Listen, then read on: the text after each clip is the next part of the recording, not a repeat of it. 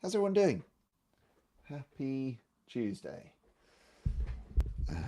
Back onto a normal schedule for this week. It's been slightly unusual. Well, I guess unusual is maybe the usual. But yeah, I didn't manage one last week, so we're going to talk a little bit about things I've been up to for 2 weeks at a time. As usual, my name is Will Critchlow, founder and CEO at SearchPilot. And in these live streams, I like to talk through a couple of bigger things that have been going on around the industry, as well as things I've been working on, reading, listening to, watching, that I think might be interesting, useful, and important to a bunch of folks around the search industry generally. Um, Before we get started, if you are interested in joining future live streams, the easiest thing to do is to follow where these get broadcast, which is simultaneously on my Twitter and LinkedIn, where I'm at Will Critchlow in both places, and on the SearchPilot YouTube channel, which is at SearchPilot on YouTube. So yeah, if you're interested in joining in future weeks, most weeks I try to do these at this kind of time, which is about 4:15 p.m. UK time, which is 11:15 a.m. East Coast time in the US, 8:15 a.m. on the West Coast. And yeah, try and be reasonably consistent about that.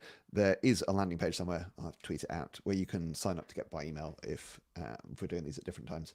But on any of those platforms, if you follow me, you should get notified when I go live. So hopefully that'll be interesting and useful. Okay, so what are we going to talk about this week? Well, I've got a range of topics that I hope people will find interesting. It does look like I might need to buy an FT subscription soon. It turns out that a lot of what I've been reading in the last couple of weeks has been from the FT, which yeah, I just find somewhat interesting. And at the moment, I've been managing to just about skirt the paywall via first click free on Google, and I think they have a first click free off Twitter as well, because I often see when folks tweet the links, I seem to be able to get through the paywall. But I do think I might need to buy a subscription. I really like their coverage of a lot of tech issues, which have that kind of financial lens on them, which I think is a very good discipline for all of us who come from the techie side. I certainly am guilty sometimes of getting absorbed into the tech and not paying enough attention to the business model implications, as well as they seem to have this ability to not be too breathless about some of this stuff. I find some news coverage just too full of hyperbole and a bit too over the top. And yeah, anyway, I quite like some of the slightly more muted angles that come from the FT. So let's get into some of these topics. So the first thing I was going to talk about was, and the reason I've pulled up the brain, the Google brain in the illustration, is two articles that I read that I think relate to one another. The first is this, I was going to say speculation. I assume it's a bit more than speculation, that there's some sourcing of this article that says, Google considers charging for AI-powered search in what would obviously be a major change to the business model. And I saw this. So Mike Isaac writes for the New York Times, I think still, and he called this out. And I found this article really interesting, basically talking about the idea that some of these, they're already rolling things like the Gemini assistant into Gmail and Docs, which show up in either Workspace, in your Workspace subscription, paying per employee per head, or in Google One, which is the consumer-facing paid subscription product. So I am a Google One subscriber primarily for the extra data storage. So I use it mainly for photos, a little bit for Google Drive as a backup, and I buy a couple of terabytes of data storage on my Google One account, shared across a family account, and that's what sucked me into paying there.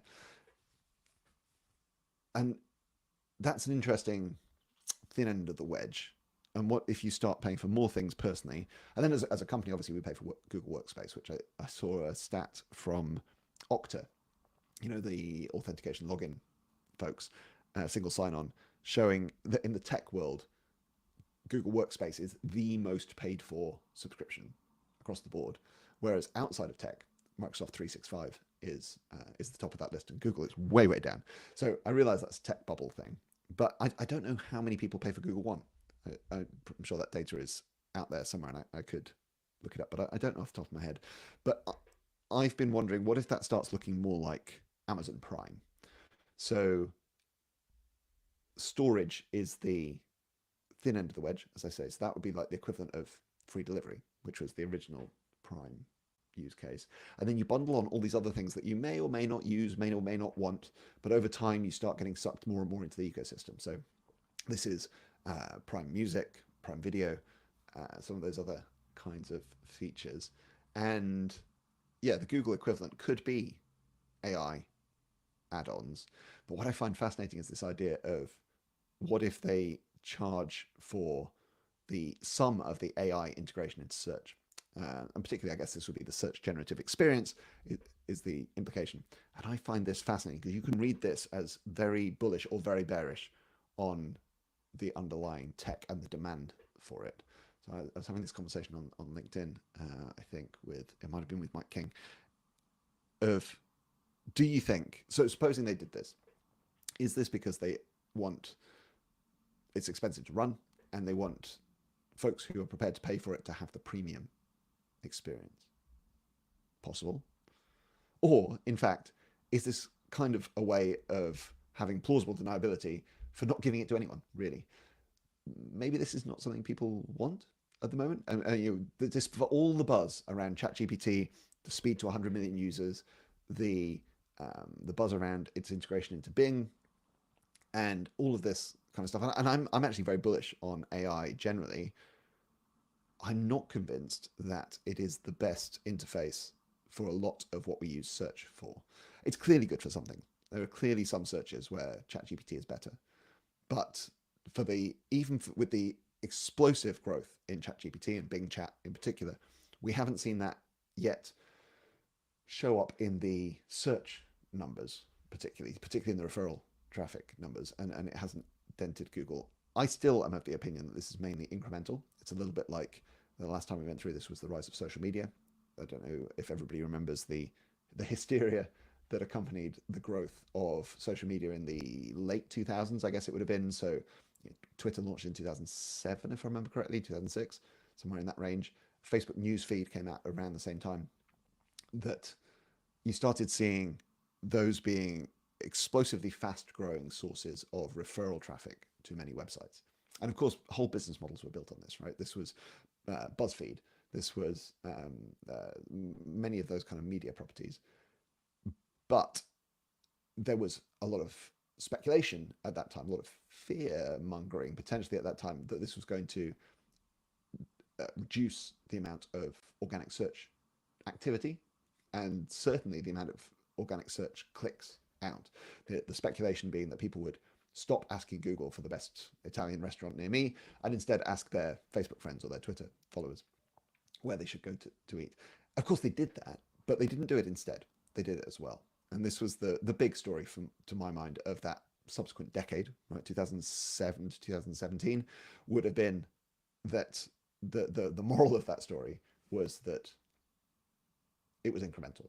Social media was huge, fast growing, explosive, and incremental to search. And you only have to look at the growth of Google's earnings to back that up.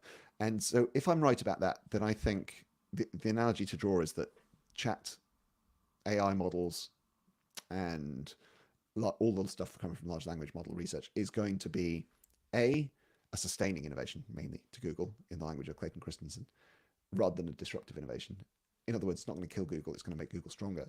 And also that it's going to be mainly incremental. So we're going to see even more web activity, even more clicks, and it's not going to, in fact, reduce the clicks from Google. But so back to what I was talking about in this article, my speculation is that, in fact, this is not actually a change to the core business model. And so it even highlights here ads would continue to appear alongside search results, even for subscribers. I think that's likely, necessary, smart.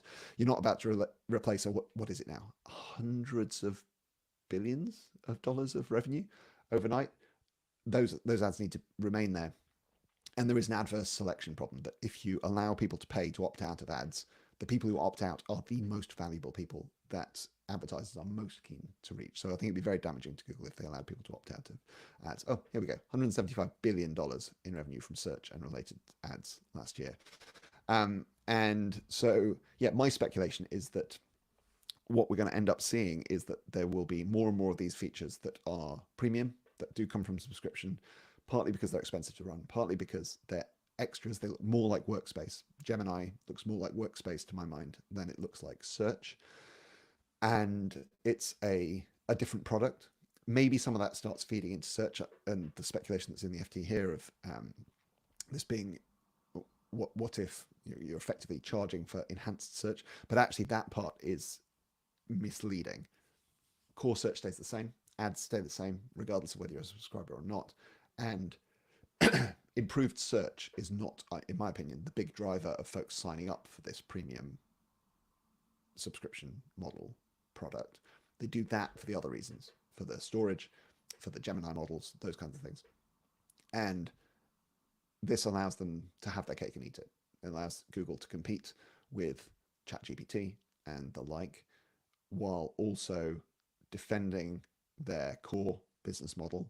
And this is the crucial bit that's in that intersection, winning the PR battle by being able to say that their most advanced models are integrated into search if you pay as a premium subscriber, which defends from the Bing front and the Perplexity startup search engine front. And I actually think this could be really good for users. Now, I say all of this as someone who, as a user, I actually really want to see more competition with Google. And I think even as a search professional, I do want to see more innovation. I do want to see more competition in that space. So we'll see how that goes. On to the next FT article, very related, and we're still on the Google topic, was this excellent, moderately long read entitled "How Google Lost Ground in the AI Race." And this is the story of how Google basically invented this stuff. And I think I talked last time about, there was the Wired article that talked about that core group of folks at Google who invented the transformer, which is the key technology underpinning all of these large language models that are now breaking out and getting such attention. This article I found really, really interesting. I found that there's some contradictions in here, and I called this out on Twitter, that there's kind of, the criticism is a lack of bold moves, but there's also criticism that it's divisive. There's also criticism that they're not doing anything. And these are all somewhat at odds with one another. And I can't quite navigate my way through this. And I can't figure out if, I don't think both things can be true. I don't think it can simultaneously be true that Sundar is too safe a pair of hands, too much of a caretaker, too administrative, managerial, not bold and adventurous enough. That is one of the criticisms that's leveled at him. That can't simultaneously be true with, actually, these moves are bold, ruffling feathers, causing issues in the other direction, because some of these discussions are I think what triggered some of this article is this merging of Google Brain and Google Deepmind, and putting them all under Demis Habbis, who was the Deepmind leader and is now in charge of all of AI at Google. And it's alongside the move to put Elizabeth Reed in charge of search. And there's lots of talk about this being disruptive and too bold, essentially. And Sundar himself, as they put it, becoming chief product officer for AI. These are moves to more of a, I don't like the language exactly, but the wartime CEO model. And one of the criticisms is that Sundar is too much of a peacetime CEO. As they talk here, a widely liked boss who prefers to manage by consensus. And there's definitely been criticism from folks inside Google and recent leavers saying that the culture has become too stagnant and too risk averse. But to my mind, this doesn't sit alongside some of these actual stories. People are feeling threatened, says someone, because of this combining Google Brain and DeepMind, putting it all under, Sir Demis Hassabis. And these are not the moves of a timid, weak leader. These are pretty bold moves, in my opinion, and I think good ones. I mean, I don't know anything about Hassabis as a leader, but certainly as a leading thinker, done some incredible work. So yeah, this was I think actually I'm more bullish than I have been on some of this stuff. I think some of these moves are positive. I think both the potential for the subscription move, not because it itself is likely to be a major revenue driver, excuse me, but because it unlocks all those other things that I talked about. It unlocks the new product. It unlocks search to be the fullest version of itself. It solves some of the PR challenges, and then this Google Brain DeepMind merger and single point of focus, I think is I think it's a good move. I think it's powerful, and I think it'll be very interesting to see where this all goes. So those are the first two FT articles this week. They were both about very much about Google, very much in our core area of expertise. Another one that's very different, actually. So I just need to switch my screen share. I mentioned that I've just about been skirting the paywall. I had to open this in a new window to get it to work.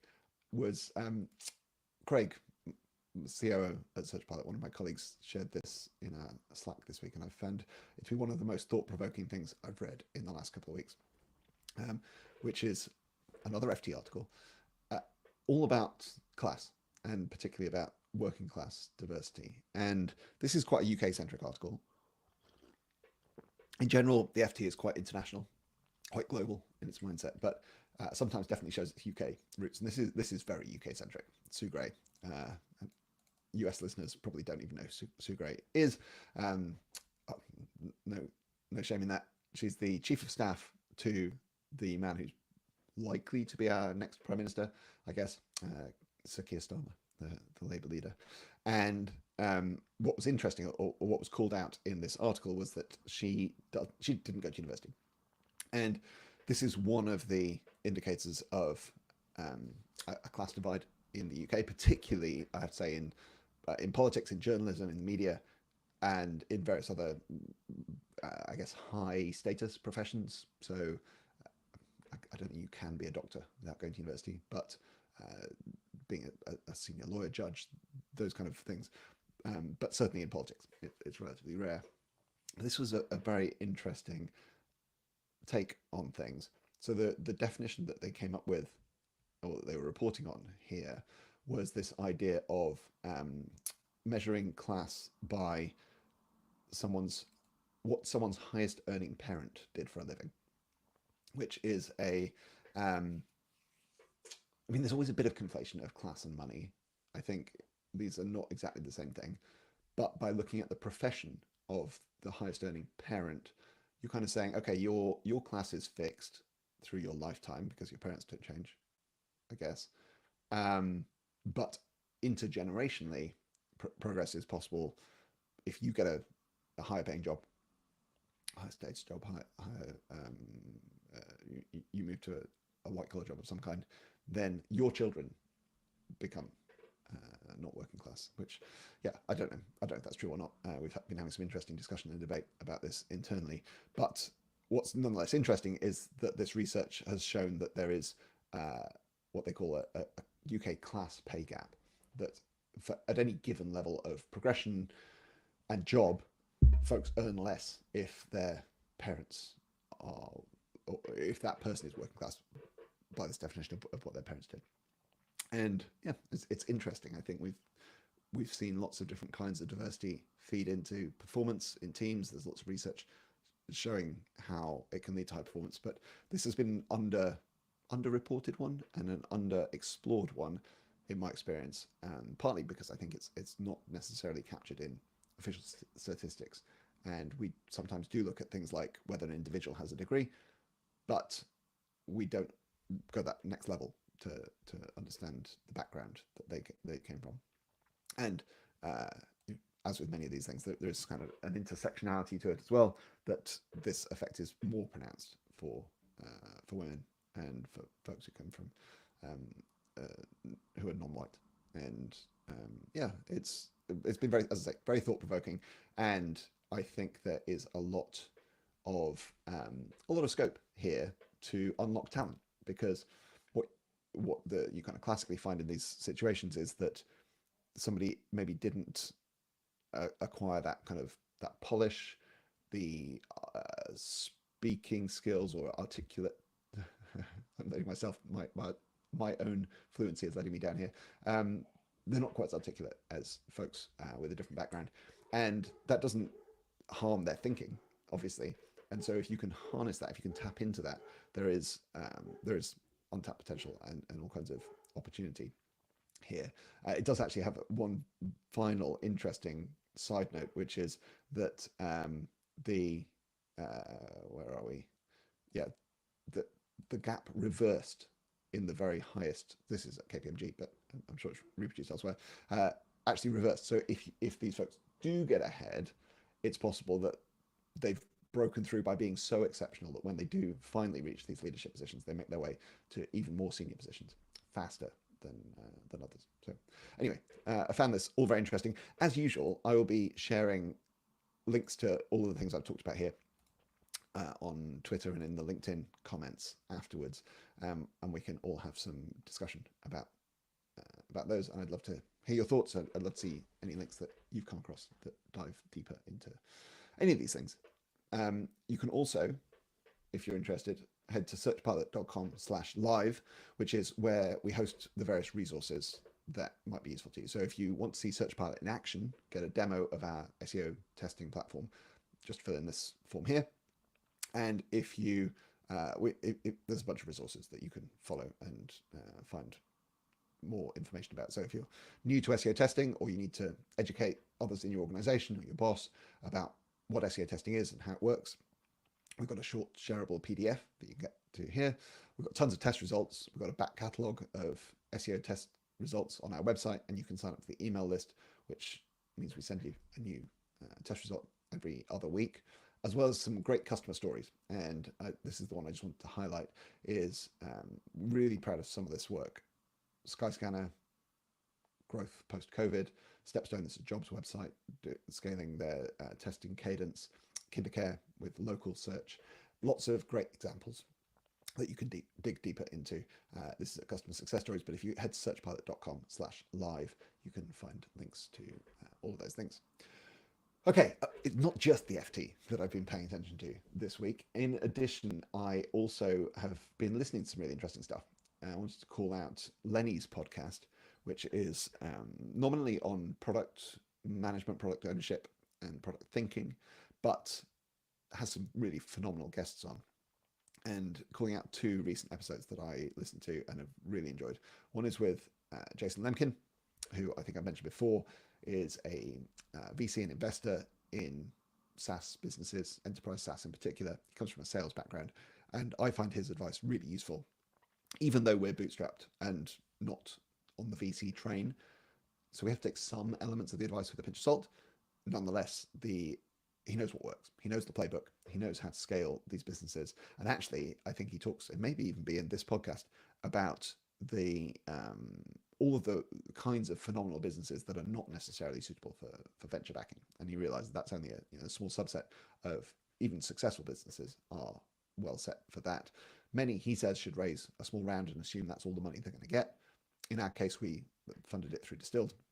But again, we're not expecting any new investment to come into SearchPilot. We're planning to grow under our own steam. And so it's really interesting to listen through that kind of stuff. So what did I take away from this episode with Jason Lemkin on Lenny's podcast? Well, I think probably it was some of the examples he talked about around the benefit of meeting more customers, and not just your salespeople, but founders, CEOs, and crucially product people in the context of chatting to Lenny. The value of getting out of the office, or the home office, I guess, as it commonly is these days. And they talked about the changing expectations, changing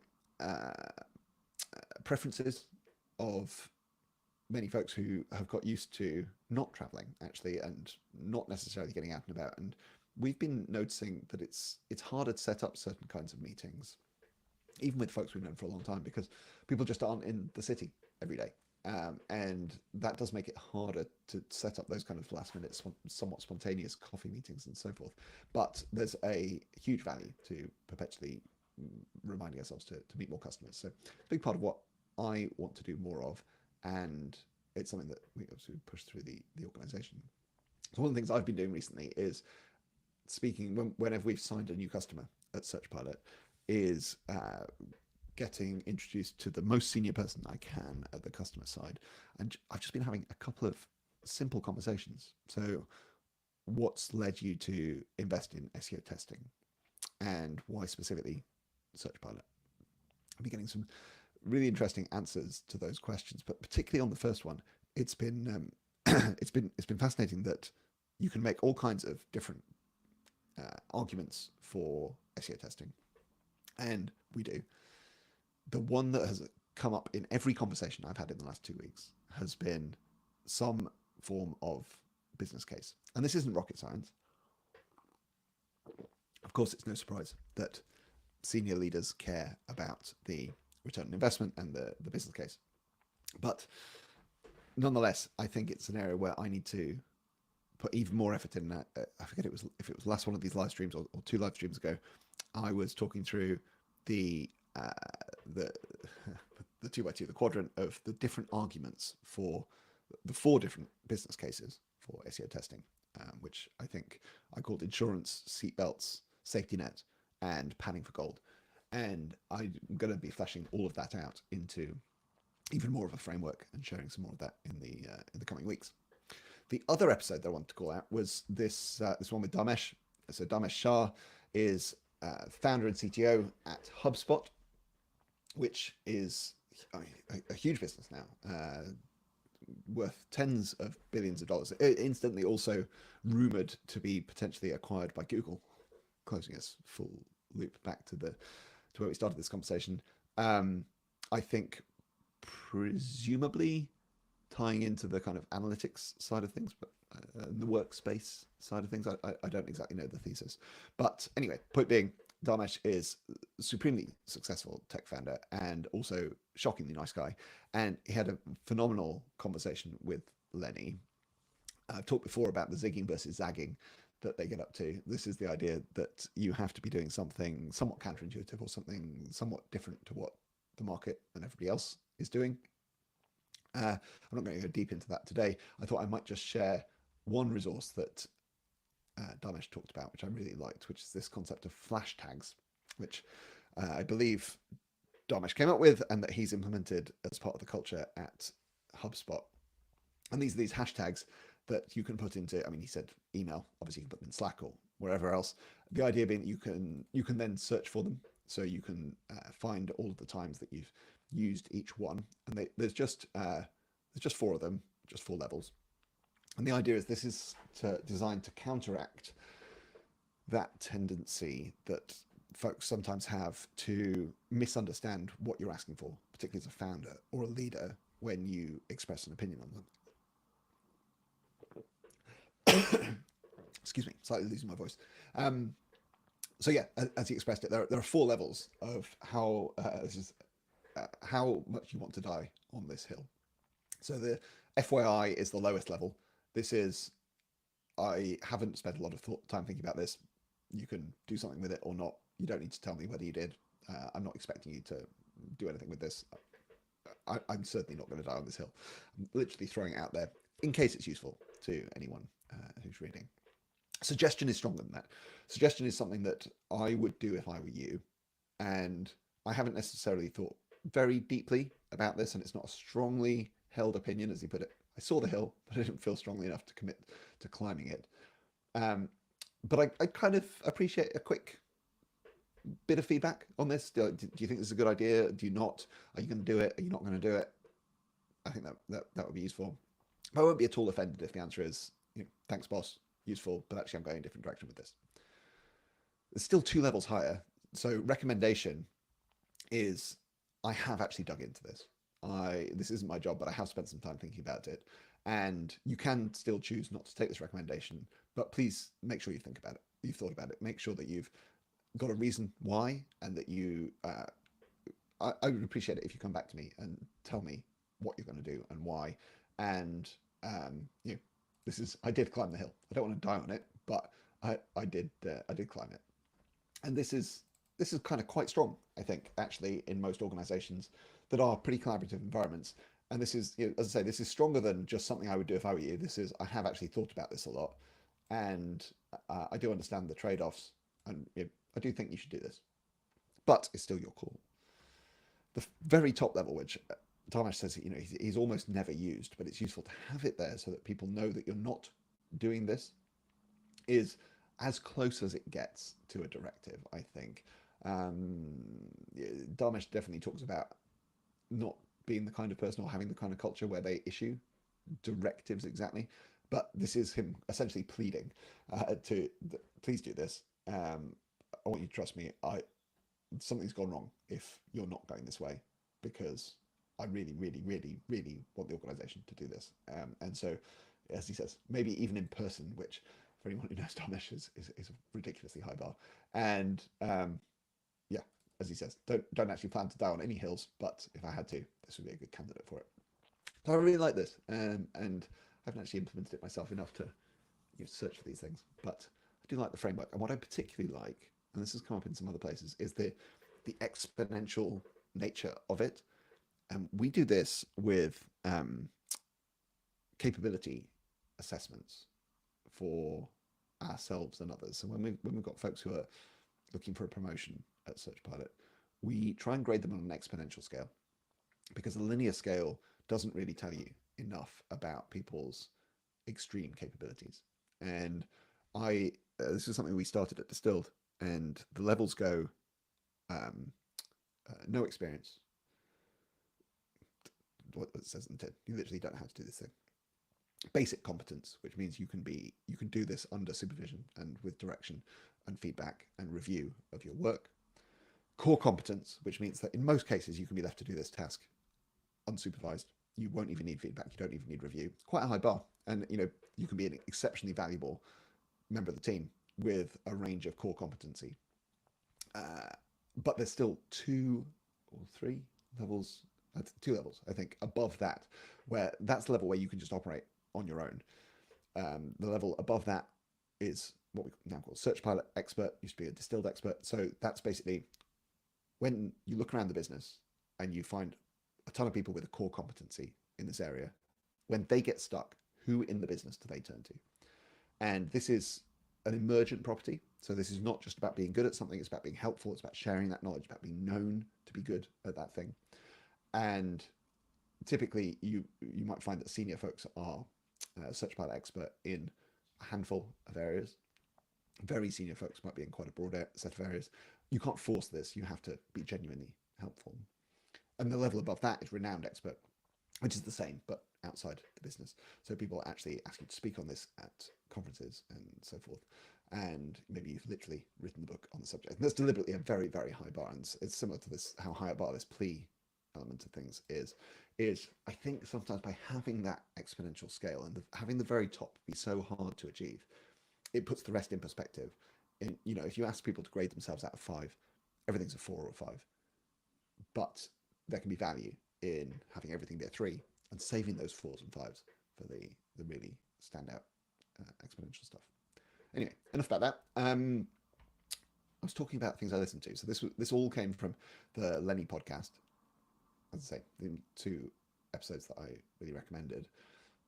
I've got a new podcast on the list, which is the Matt Levine podcast, the Money Stuff podcast. This is way off topic for most folks listening here. This is high finance. This is collateralized debt obligations, and equity tranches, and all kinds of high finance stuff, which I don't even understand. I'm not a finance person, although I dabbled in some of these areas. Despite all of that, Matt Levine writes for Bloomberg. He's the writer I'd love to be when I grow up. He's just such a clear, articulate, funny writer about even very dry topics. And anyway, I highly recommend subscribing to his Money Stuff newsletter, whether you're into finance or not. And he's now got a podcast, so that is now live. And if you Google Money Stuff podcast, I'm sure you find it. So I subscribe to that straight away. Back to on topic briefly. I mentioned Craig earlier shared one of the FT articles. Craig also wrote this blog post, which has been super successful on our site. 10 A/B tests that delivered 10% uplifts or more. And each of these links out to a specific case study that talks about the specific details. And so you can dive deeper into that. So yeah, does what it says on the 10 great tests plus a bonus one. And if you want to see more of that, Craig Bradford on Twitter and LinkedIn, and he shares a video where he walks through a bunch of this kind of stuff as well. So yeah, if you're interested enough to be listening this long, this is probably up your street, and you should check it out if you haven't already. Final thing I was going to mention today before we wrap up is a moment of sentimentality that SearchLove is coming back. So those of you who've followed our journey, SearchPilot, the business that I run today, spun out of Distilled, which is the agency that Duncan and I founded back in 2005.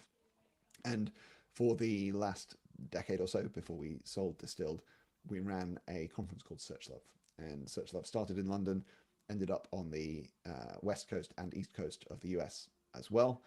And it was kind of a bit of a COVID casualty. Obviously, it got shut down during COVID. We did manage to run another couple of events under the BrainLabs banner. BrainLabs acquired it along with Distilled. But ultimately, it got shut down, didn't fit the BrainLabs bigger picture strategy any longer. But it's really exciting that it's coming back. And so this is my long spiel about all of this, but shout out to Dan Gilbert, founder at BrainLabs, Jeff Allen, who was a big internal advocate at BrainLabs as well, and particularly Kelvin and Lindsay, who are part of the Brighton SEO team. Lindsay used to work for me at Distilled back in the day, who've taken on the SearchLove brand from BrainLabs again. And so I think we're still watching this space. I don't know that they've yet decided exactly what's going to happen with the brand of the conference. They also got the HeroConf brand, which is the other conference in the BrainLabs portfolio on the PPC side of things that came in via the Hannapin acquisition. But yeah, so we don't know exactly where they're going to run SearchLove or how it's going to fit into the Brighton SEO portfolio.